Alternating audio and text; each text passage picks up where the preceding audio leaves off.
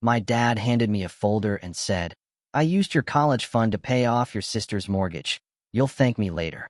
I just smiled and replied, "If you say so." 40 minutes later, his phone rang, and I watched his face go pale as the bank informed him the transfer had been reversed.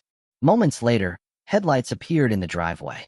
I never thought my own father would look me in the eye and casually tell me he'd stolen my future. But that's exactly what happened when he said, "I used your college fund to pay off your sister's mortgage."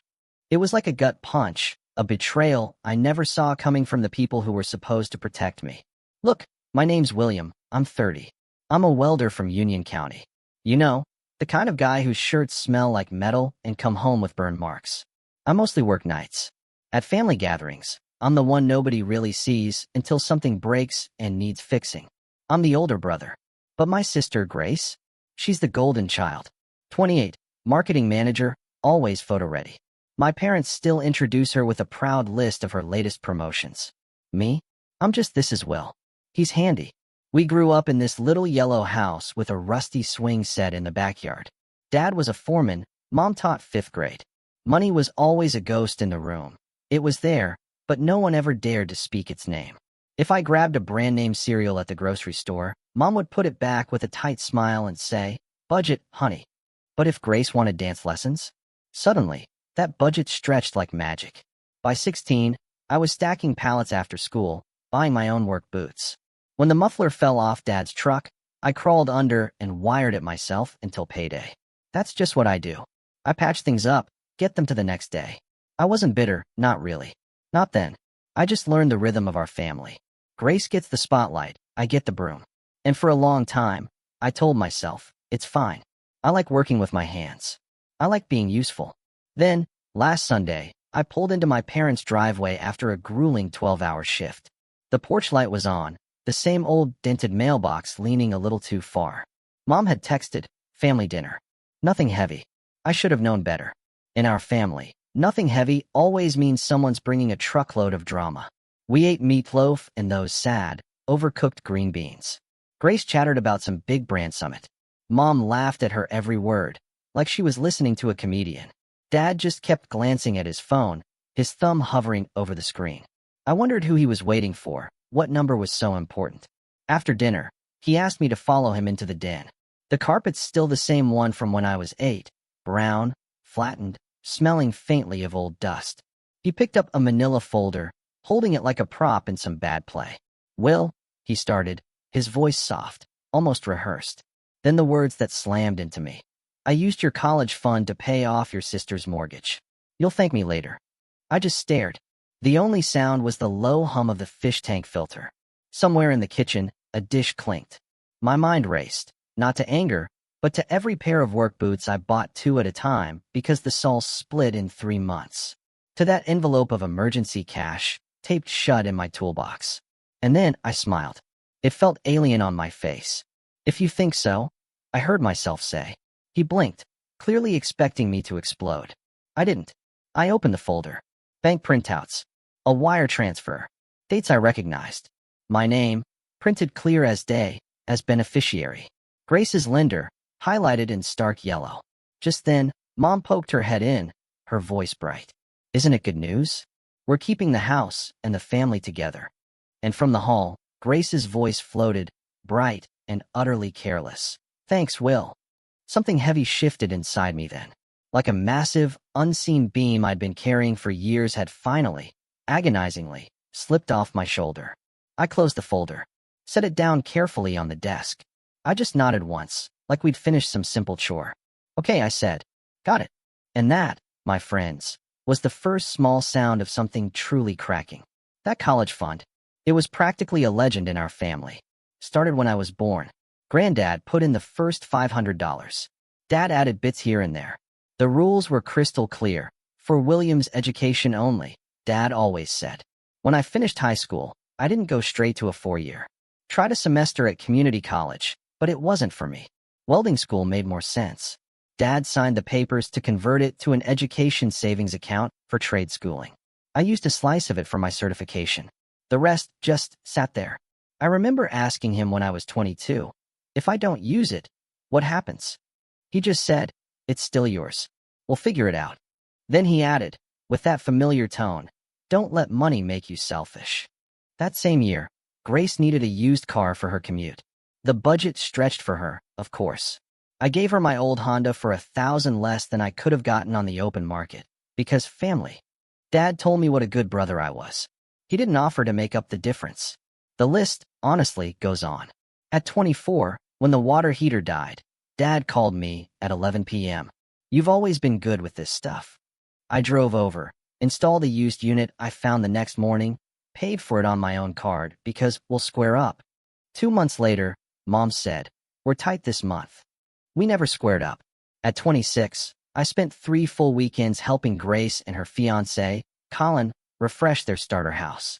New railing, patching drywall, a kitchen backsplash. Colin's big contribution was pointing at tile samples.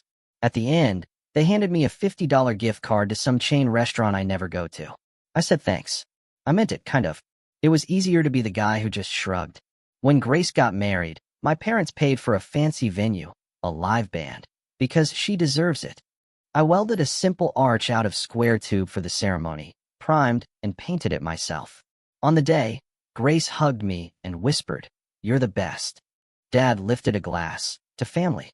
I just stood in the back, thinking about the invoice I was never going to send. 3 months ago, a text from Mom, "Family meeting Sunday." Big news. I'd just finished a 2 a.m. job repairing a plant gate. I wanted to sleep all day, but I went. The big news? Grace and Colin were upgrading to a bigger house. It's a stretch, but it's a great school district. Mom beamed. Dad chimed in. It builds generational wealth. I glanced at their printout. Stretch was an understatement. Their mortgage payment looked like a bad joke with too many zeros. I didn't say a word. Dad just went on, "We're so proud of Grace's drive. She's always been like that." That crack inside me started showing fast. 2 weeks later, Mom called. Her voice light, but the words heavy. "Grace is a little behind with closing costs. Remember that college fund? It's just sitting. It would be so helpful to free some of that." "It's for education," I reminded her. She scoffed. "You used what you needed. And it's all family money. We kept that account alive all these years, not you." I didn't answer. She texted later, "Think on it." Oh, I thought on it. I thought about 4 a.m. alarms, the sweet, metallic stink of flux smoke, and how my palms looked like they belonged to a man 20 years older. I thought about how many times I'd been the helpful one, while everyone else got celebrated. A week after that, Dad dropped by my apartment. Stood in my doorway, a big man filling the frame, not even asking to come in. "It's the right thing," he said. "Grace is building a home. You can do your schooling on your own. You always do." "How much?" I asked, my voice flat. "Only $38,500, he said, way too casually. "We're not taking it all." I laughed. It surprised both of us. "Only?" I asked. He bristled. "Watch your tone." I looked at his boots. Clean. Mine were not. "No," I said. He just stared. "Mom tried the soft route later. If you love your sister, you'll support her. We all sacrificed. You're not a child." Grace even texted me a photo of a farmhouse sink. "Imagine family dinners here." "Thank you." I didn't reply. And then came last Sunday, and that folder, that line from my dad. He said, "I used your college fund." Used, like the weather. Not stole. Not took. Just used. He said it like he was killing a spider for me. I sat there, the folder on my lap, while Dad launched into a long speech I barely heard. Something about keeping assets in-house. Something about investing in the child who actually has kids. Something about you never liked books anyway. He does this thing where he makes his principles sound like undeniable facts. Mom hovered, chiming in with, "We'll make it up to you." Grace poked her head around the door, bright as a light bulb. "You're saving me, Will. We'll put your name on the deed one day." Colin didn't even bother to show up. He just sent a thumbs-up emoji. Here's a detail nobody expected me to know. That account wasn't just a piggy bank with Dad's name solo. It was an education savings plan, with Dad as custodian and me as the designated beneficiary. Last year, a bank officer at my credit union had explained something crucial when I'd asked, just out of curiosity, if anyone tried to distribute funds for a non-qualified purpose without my consent. There were steps. Forms. Reviews. I went quiet. I don't yell when I'm angry. I make lists. I nod. And then I leave. At 9:12 p.m., I excused myself and stepped out onto the porch. The air was cool, the porch light buzzed. I called the number on the back of the plan statement. Then I called the bank that received the wire. And I said the words I'd carefully written on a sticky note inside my wallet. I am the beneficiary. I did not authorize this transfer. This is a misuse of funds. The woman on the line was incredibly calm. She asked me 10 questions. I answered all 10. She said, "We see the wire. We see the custodian. We see the purpose listed as housing expense. That's not a qualified distribution for your education. We are placing a hold and escalating." I didn't tell my parents. I went back inside and helped Mom wrap leftovers, moving on muscle memory. Dad poured himself a whiskey. Grace took a selfie in the kitchen, holding a spoon like a microphone. Everything felt normal, but it wasn't. At 9:54 p.m., Dad's phone rang. He glanced down, a half smile on his face, probably expecting someone to congratulate him for being a hero. He answered. His face changed. He walked into the den, the door almost closing, but not quite. Yes, this is Thomas. No, it's a family matter. A hold? No, you don't understand. It's for my daughter's mortgage. Yes, I'm the custodian. Beneficiary? He's right here. No, he doesn't need. Then, a word hung in the air like a bad smell. Reversed. Reversed to where? He came out of that den, red-faced. What did you do? He demanded. I made a call, I said. You think you're clever? He snapped. You think you're hurting me? You're hurting your sister. Grace appeared as if on cue. Is this a joke? Her voice broke on the last word. We close on Friday. I shrugged. It was the smallest movement I had. It wasn't your money. Mom's eyes filled fast. How could you be so cruel? I said nothing. I'd learned the power of that silence at the plant, standing beside a cooling weld. Sometimes the best thing is to just let it set. Dad's phone rang again. Unknown number. He picked up, listened, then said, "Yes, we're home." He hung up, swallowed hard, and glared. The room went quiet enough to hear the fish tank bubbling. Minutes later, headlights pulled into the driveway. 2 sets, bright, urgent, too fast. Grace and Colin burst through the door without knocking. Colin went straight to Dad, his jaw tight. The bank called me. The wire bounced. They're saying fraud. What did you tell them? I told them the truth, I said. Grace turned to me like I'd kicked her dog. Will, stop playing. This is our house. We planned everything around that money. Your house. I corrected her, my voice low. My money. Dad lifted his hands like a referee. Everyone calmed down. I didn't raise my voice. I didn't move. I'd seen enough hot metal to know when to keep my hands steady. The account has my name on it, Dad. Beneficiary. That word means something. You can't just convert it into a Grace fund because you feel like it. He tried logic, weaponized it. We funded it. We deposited for years. You also said it was for my education, I countered. You said it was mine if I needed it. You didn't need it, he barked. You're a welder. I'm a welder, I said, calm as ice. That's right. And I'm also a person who wasn't asked. Grace wiped her eyes angrily. You're punishing me for being successful. I almost laughed. Grace, I've been hauling your patio furniture across lawns since you were 22. I've got nothing to punish you for. I'm just tired. Colin snorted. Just admit you're jealous. I looked at him. Of what? Adjustable rate debt. Dad stepped closer. You will authorize the transfer back, William. No, I said. He went quiet, like the word had stunned him. We weren't a no family. We were a we'll figure it out family, which always meant I'd figure it out. Mom tried one last angle, her voice soft, hands reaching out. Honey, the family needs this. We'll pay you back. Grace will put your name on the deed. Isn't that the same? I shook my head. No, deed shares are not education funds, and I don't want a corner of your house. I want my boundary respected. Dad scoffed. Boundary? Where'd you learn that word? You think you're better than us now. I met his eyes. I learned it at work. You weld within a marked area, or the sparks take something with them. The silence that followed was the kind that hurts. Grace whispered. So, you'd rather see me lose the house? I chose my words carefully. I'd rather see you live within what you can afford. And if you can't, then you adjust, like I always have. Dad laughed once, humorless. So this is revenge. No, I said. This isn't about revenge. This is about closure. He stared. Closure? Yeah, I confirmed.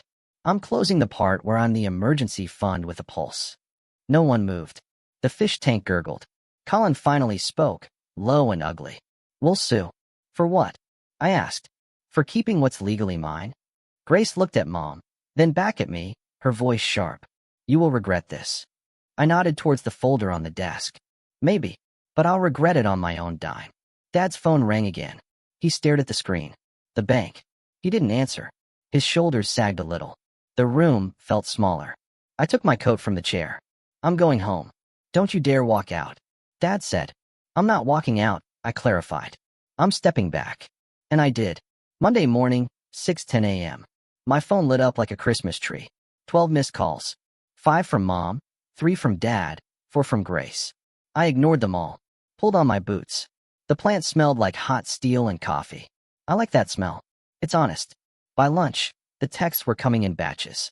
William, we can work this out. Please answer. They're threatening to postpone closing. Do you understand what you've done? Be at the house at 7 o'clock. I wasn't.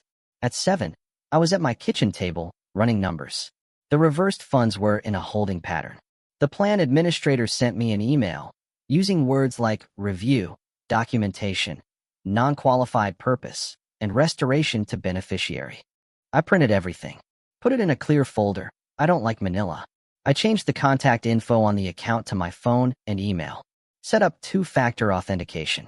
Added a password phrase so long it felt like a joke. I am not the family TM plus 7 numbers.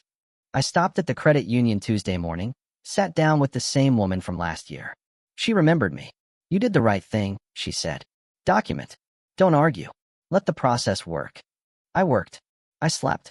I let my phone buzz in a drawer. On Wednesday, my cousin Nora called from a number I didn't recognize. They're saying you sabotaged Grace's life, she blurted out. Aunt Diane told Grandma you hacked the bank. I used the phone number on the statement, I told her. If that's hacking, we're all criminals. Nora sighed. I'm sorry. This is insane. Thursday, Dad showed up at my apartment. He doesn't knock. He pounds. I opened the door and just stood there. He looked tired in a way I hadn't seen before. Like a man who'd finally noticed the weight he'd been carrying was mostly pride. Come home, he said, like I was 12 and past curfew. We'll talk like adults. We are, I said. He glanced at the floor. Your mother hasn't slept. That sounds hard, I said, and I meant it. But I'm not responsible for her sleep. His jaw tightened. You think you're righteous? No, I said. I think I'm done. He started to say something, stopped, tried again. Grace could lose her rate lock. I could have lost my future, I countered. You told me that account was for me. If you wanted a family pool, you should have said that. He stared like he didn't recognize me, which felt fair. I didn't recognize me either. The will he knew would have caved, then apologized for not caving correctly. He left without yelling. That, honestly, scared me more than any yelling would have. Friday, 3:22 p.m. An email from the plan administrator. Hold lifted. Funds restored to beneficiary account. Future distributions require beneficiary authorization. I closed my eyes and let out a breath I hadn't noticed I'd been holding for 3 decades. When I got off shift, there were 35 new messages. Grace left a voicemail, crying so hard the words drowned. Then a calmer one. I see we'll remember this. Mom texted, family is forever, William. Unless you make it not. Dad wrote nothing. Saturday, I cleaned my apartment like a man getting ready to move. Not planning to move out, just to move differently. When something big ends, you scrub the oven. I backed up my phone. I took my tools out of my truck, cleaned each one, rolled the wrenches back into their canvas wrap. I taped the emergency cash envelope to a new, secret spot. I made a new routine. Alarm at 5:30 a.m., even on off days. Coffee, a walk, no phone before 8. Read one chapter from a book with no heroes in it. Meal prep. Call the one friend who always calls back. Miguel, the guy who taught me to weld aluminum without burning through. He listened. Then he said, you didn't set a fire. You finally built a fence. Sunday night dinner came and went without me. Mom sent a photo. The table looked the same, one chair empty. She captioned it, we miss you. Then an hour later, another photo. Grace on the porch steps, face blotchy. Colin turned away. The caption, are you happy now? I put my phone face down. 2 weeks later, I got served. A man in a windbreaker knocked at the plant gate. He handed me a folder I didn't want but didn't drop. The words inside were big and bogus. Conversion, equitable interest, family understanding. They were asking for the $38,500, plus damages and legal fees. I read it twice, then a third time. My hands shook. Then they didn't. I called a lawyer whose number the credit union woman had given me, just in case. He met me in a quiet office that smelled like stale coffee and copy paper. He read the papers. Put them down. They'll lose, he said. It's noise, but it will be loud for a while. He smiled slightly. You okay with loud? Been living next to generators my whole adult life, I told him. He told me to keep every text, to reply only through counsel, to not explain myself on Facebook. People will fill silence with whatever hurts them, he said. Let them. The next month was loud. Aunt Sandra posted a long status about children forgetting who raised them. A guy from high school I barely remembered DM'd me. Bro, just help your sis. LOL. Grace's friends sent me quotes about karma. I muted names one by one, like turning off breakers. At work, I picked up overtime. I started a small side job in a neighbor's garage, custom metal shelves. Word spread. 2 orders became 5, became 9. I liked coming home smelling like work I chose. In the middle of all that, there were these moments of quiet that felt like the first time you take earplugs out after a shift. Late nights, windows open, the building creaking like honest wood. I'd sit at the table and just breathe. The biggest surprise? I wasn't angry in those moments. I was light. Not happy. Exactly, something simpler. Like standing up straight after years of crouching. One evening, Mom called from a new number. I answered because I didn't recognize it. Her voice was small. You don't talk to me anymore, she said. I'm talking now, I replied. You've changed, she accused. I stopped agreeing, I said. She sniffed. Your father is ashamed. I pictured Dad, alone in the den, staring at that fish tank, the water needing a change. That's his choice, I said. He took something that wasn't his. He can be ashamed of that. She tried one last script. Families share. Families ask, I said. And they hear no. She went quiet. Then she said something that was almost honest. I didn't think you'd go through with it. I didn't think you'd go through with it either, I said. We stayed quiet together for a long moment. Then she hung up. The lawsuit fizzled faster than the Facebook drama. Their lawyer sent a single-page notice of dismissal without prejudice. My lawyer just said they ran out of stomach, or money, or both. I got an email from the plan again. Would you like to designate a contingent beneficiary? I did. I chose me at 40. It was a dumb joke and a real plan, all at once. I transferred a small, qualified amount to a trade course I've wanted to take for years, underwater welding certification. It's not cheap. It's not easy. But it's mine. I didn't tell anyone. The first time I saw my parents again was 3 months later at the grocery store. They were in the cereal aisle, arguing about coupons. Dad looked thinner. Mom looked tired. They saw me at the same time, and both tried to smile like they could hit rewind by willpower alone. Will, Mom said, reaching for me. I stood next to my cart, hands on the handle like it belonged to me. Hey, I said. Dad cleared his throat. How's work? Good, I replied. Grace wasn't there. I'd heard through Nora that the upgrade fell through, that they'd renewed their lease. That Collins job went remote in a way that sounded a lot like went away. I didn't ask. I didn't need to know. I knew enough. Mom said, we should do dinner. I shook my head. Not yet. Her face fell. You're punishing us. No, I said. I'm protecting me. Dad started to say something, then stopped. He looked at me, really looked at me. You always were steady, he said, almost to himself. I didn't see how much we leaned. I just nodded once. We stood there, in that aisle, between the cheap cereal and the good stuff. I put a box of the brand name I wanted into my own cart. No one took it out. Later that week, I got a text from Grace. Not paragraphs. No hashtags. Just one line. I'm sorry. I stared at it for a long time. Typed. Deleted. Typed again. I settled on truth. I hope you're okay, I wrote. I won't be your bank. I will be your brother if that comes with respect. She didn't reply that night.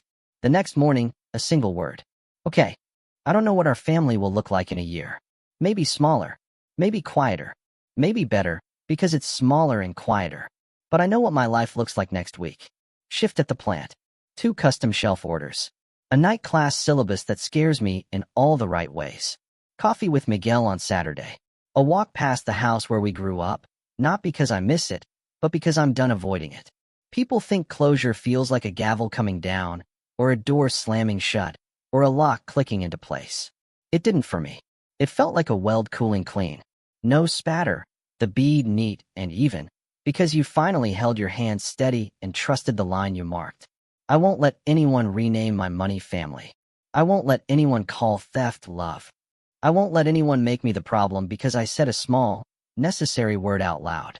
I won't allow myself to shrink to fit a story that was never mine. This isn't about revenge. It's about boundaries. It's about building something that lasts, and being the only person who has to like how it looks. I'm William. I'm a welder. I fix what can be fixed. I walk away from what can't. And I'm finally building my own life, on my own line, at my own pace, with both hands steady.